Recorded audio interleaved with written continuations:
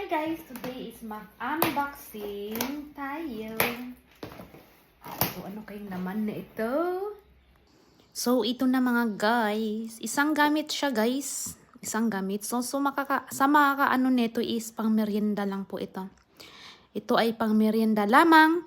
At yun. Abangan nyo yan. Ayan. So, ito na siya guys. Ginagamit siya sa loob ng bahay. At kailangan din of course niya ng